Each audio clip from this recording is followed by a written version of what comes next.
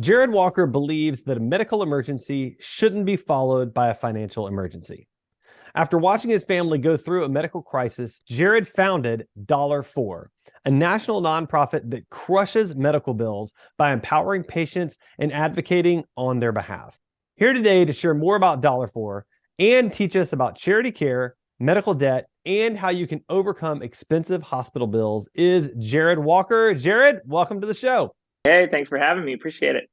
I'm excited to talk to you about this because I'm not gonna lie, we've had our share of family medical bills over the last couple of years, and I feel like there's a lot I can learn in this area. So this is gonna be a great show.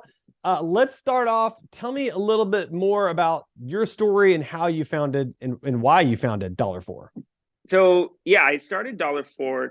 Take you back to 2012. My wife and I were sitting at home. She got a phone call. Her aunt had passed away from cancer, and then a few minutes later, I got a phone call.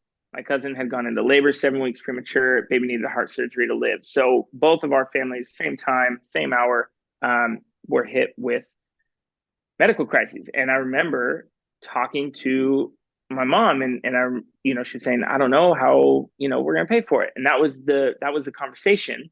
And in my family's circumstance, like it all worked out, and I just remember being so frustrated that was the conversation that we were having. Like, instead of focusing on health or, it was just like, how do we pay for this thing that happened that, like, we weren't expecting at all.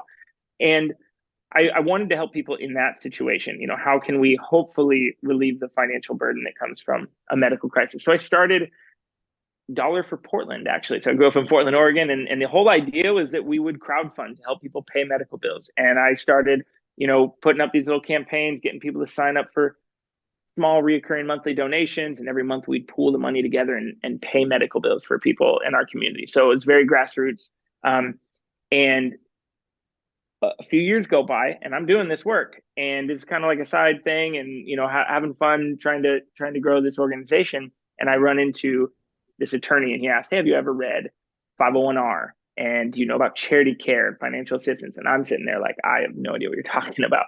And that was when he told me, there's a federal law went in place with the Affordable Care Act. If you are within a certain income range, the hospitals have to waive your medical bills. And there is, all of the different criteria that hospitals put out there. But the law is that, you have to have these policies in order to keep your nonprofit status, and to prove that you are providing community benefit to your community as a hospital, because they get all these benefits as being tax exempt. So there are these programs, and I felt like a chump because I'd been paying medical bills for all of these low income families in Portland that would have qualified for free or reduced care if I just knew. So that is how, like, the origin story of $4. And then I quickly just moved it straight to patient advocacy, digging into these policies, filling out paperwork, advocating for patients. And in the first couple months, I got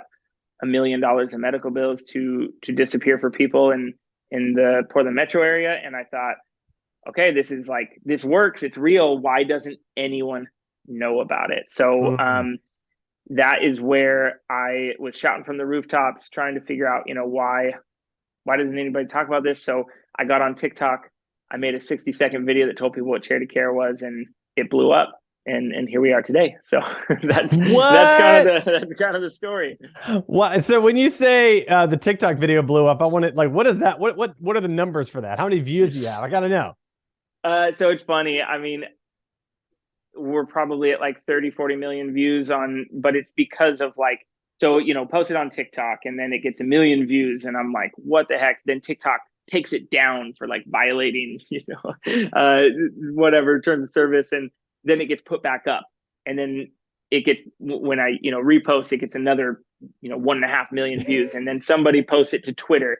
It gets over 10 million views on Twitter. And then it, front page of Reddit, Instagram. I mean, it was just like, there was a few weeks where, like, it was insane. I mean, we were NPR, Upworthy, BuzzFeed, like every single one of those, like, viral threads kind of thing. They were posting this video, and it just showed it, like, it proved no one knows. It was the Yeah. first time anybody had heard about it. I mean, it was like the whole internet was just like, wait a minute, what just happened? And it was like right in the midst of COVID. So it's like everyone kind of feels like they're in the midst of a medical crisis during that time. And it was Yeah. just like kind of a perfect storm. All right. So then, I mean, while we're talking about it, like, give us the summary of that video. Like, what blew up? What was it like? Tell us. What do we not know? Yeah. So, it's funny. I didn't have a TikTok account. My little sister kept telling me like, "Oh, you got to get on TikTok and tell Yeah. people about $4." Yeah. And I'm just thinking, gosh, I don't want to have to keep up with these young kids on social Yeah. media. Like that's too Yeah. hard. Right. And I download the app. I'm scrolling through and I see this video that was, and I'm sure you've seen it. Everybody, it's what's a piece of information that you've learned that feels illegal to know. Yep. And I see that video. And I'm like, I got the answer. Like I Yeah. got this. I can Yeah. make this video. So I make my first TikTok video and I post it. So really, it was just most hospitals in America are nonprofits. Over 65%. In order for them to keep their nonprofit status, they have to have charity care laws. And what that means is that if you are within a certain income range, the hospitals will waive your medical bills. So I in the video I pull up a hospital, I find their financial assistance policy, show people how to search for it, and because it's not on the homepage of these hospitals, that's for sure. So Yeah. it's it's hidden. So show them how to find it, and then we weed through the policy, tell them what to look for, and then what is the income threshold. And if you're within this income range, you can fill out this application and send it in. And then I'm thinking maybe 50 people see this video. So of course I say, hey, if you Right. need help, shoot me a DM. I can help you. Which ultimately backfired miserably. Oh So, no. so it was Wow. like tens of thousands of messages later, from every platform, people asking for help. And, Mm. overnight I was a dude in the Pacific Northwest that was trying to help people with medical bills to like national organization on accident and trying to figure out how to screen all these people, Wow. which was Uh, an experience. So so you mostly answered my next question, which was like, how does charity care factor into healthcare financial systems? But so I'm curious. You did mention like if people meet a certain threshold, like can you give us an idea of like what that threshold tends like? What's the average household income, or like just kind of some concept of what that looks like? yeah, so average in the US would be about 250% of the federal poverty guidelines. So Okay. what the heck does that mean? Federal poverty, if you look up 250%, the most common and like the average policy for a hospital in the United States would be 250% of the federal poverty guidelines. So most hospitals would say something like, if you are at or below 250% of the federal poverty guidelines, we will waive 100% of your medical bills. And if you are from 250 to maybe 300%, we have a sliding scale discount. So as in terms of numbers, 250% for a single household is about $34,000 gross annual income. If you're a family of four, that's like $70,000. And it depends on where you're at, because I'm in the Pacific Northwest, in Oregon and Washington. Every hospital here will waive 100% of your medical bills if you're at or below 300% of the Okay. federal poverty Okay. guidelines. So Right. if you're a family of four, you can make, $76,000 gross annual income. And, Hmm. it goes off cost of living, and it's annoying because none of this is standardized. There's no charity care police. Nobody's looking out for it. So every hospital has their own policy, their own Yeah. application, their own Right. way of doing things. And I've seen hospitals, in New York or San Francisco, I've seen them go all the way up to 800% of the federal poverty guidelines. And then, I see hospitals in Georgia or where it's like 150%. Yeah. So it Yeah. really depends Right. on the hospital and all that. Okay. So if there's a listener to the show, they're dealing with medical debt, how would you advise them to get started tackling their bills? I mean, how would they find out if they qualify? Is there certain dollar amounts we kind of talked about for a minute ago, just now? How would they go about accessing the funding, like all that kind of stuff?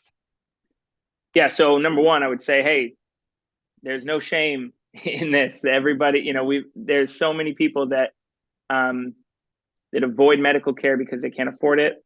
There's so many people that feel shame about, debt. This is not debt that people choose to take on.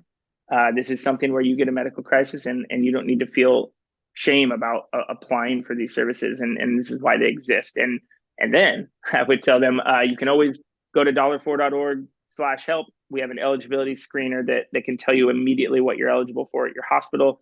And if you want to do it yourself, you Google hospital name plus financial assistance. So, Legacy Health, financial assistance. And then usually top link is going to be what that program is. And you want to find, what percentage of the federal poverty guideline compared to your income, and fill out stuff. So that this is what we do as an organization. So after we had our little viral experience, the question was, how on earth do we screen people to see, because I got all these people saying, hey, can you help me? Can you help me? And, the question is, well, do you qualify? How do we find out? So we got a group of volunteers, captured the financial assistance policy data for every hospital in the country. So thousands and thousands of hospitals read through the policies, put it into a web tool where a patient can put in their household size, income, what hospital, and it will tell them immediately what they're eligible for according to their hospital's policy. Then, if they're eligible, they will get connected to a patient advocate, and we will fill out all the paperwork, submit it to the hospital, and advocate on their behalf until the bills are waived. Man, that is amazing. That's so fantastic. Wow. So, all right. So what happens if they apply and they get rejected? Like, is there a recourse after that? Yeah. You can appeal it. So you can always appeal these decisions. I will say hospitals can make mistakes on this. Right. And, sometimes we tell people there's a hardship letter that you can write, always include a hardship letter in your application. There's so many, thousands of scenarios that you never thought you'd be writing down on this hardship letter for this patient. Hey, this is what happened. They were a household of 4, and then they had someone pass away in the family. So now they're a household of 3. And this is why trying to explain all the different, there's so much nuance to these things. So if you get denied, you can appeal the decision, and you write a hardship letter on that. Hey, this is why, it might look like I, make too much money, but I just lost my job, or I am unable to work because I'm going through chemo, or, whatever. So that's what we do. And we do that. We have template letters that we send out on behalf of patients all the time. So yeah, definitely appeal. I always tell them, don't take no for an answer. Just keep going.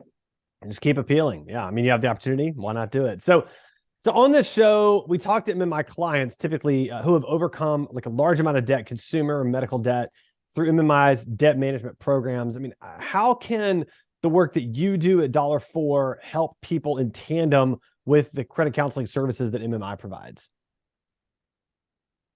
Yeah, I think, medical debt is a really common debt that people have. And a lot of times people don't know what the best options are. And sometimes, it's a, low payment plan, and try to figure out, how, creative ways to overcome that. And other times it is, this hospital never told you about charity care, and we can just wipe this bill out. So we partnered with MMI.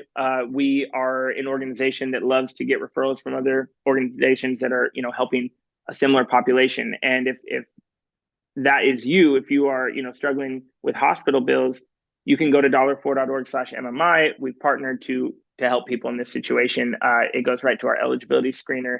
You'll be, connected to a patient advocate, and we would be happy to help anyone through these, very, very complicated systems. I love that. All right. So last question, and then maybe one follow-up with some final thoughts. So even though, consumer debt, medical debt, super common, we really don't talk about it. There's very much of a stigma around it. Right. And so how do you think debt counseling nonprofits and organizations like MMI help to break that debt stigma? Yeah. I just, I kind of touched on that a little earlier of there's no shame in this. No one chooses to get cancer and have to go to the ER for, what it's like. These are debts that people take on, and it's not, this idea of, they're irresponsible, or it's I feel like those can, be overcome pretty easily. This is not everyone understands, because everyone has contributed to a GoFundMe for a family friend. You know what I mean? Like most GoFundMe accounts are medical bill related. People get it. And I think that, it has nothing to do with you being irresponsible or you not doing what you're supposed to do. It has everything to do with we have a broken healthcare system. Yeah. And it is what it is. And you have to find the advocates, or you have to advocate for yourself. And it's tough. And that's like something that we try. We want to empower patients, because yes, we will do this all for you. We'll fill out the paperwork, we'll do whatever. But sometimes people say, hey, I want to take this on. And we have, educational material, videos, resources where we just lead them through that process. And it's really great when you have people that say, hey, I watched your videos, I followed the steps, and I was able to, get whatever, $50,000 in medical bills waived. It's a feel good story for sure. Man, it's so inspiring, the work that you're doing. I cannot imagine the amount of work that just goes into the people that you're supporting. And I have to say, like, on behalf of them, and like, I just so appreciate the work that you're doing. It's just profound and amazing. Jared, thanks. This has been great. Man, we'll love to have you back on the show sometime, but thanks for joining us today. Absolutely. Thank you so much for having me. Appreciate it.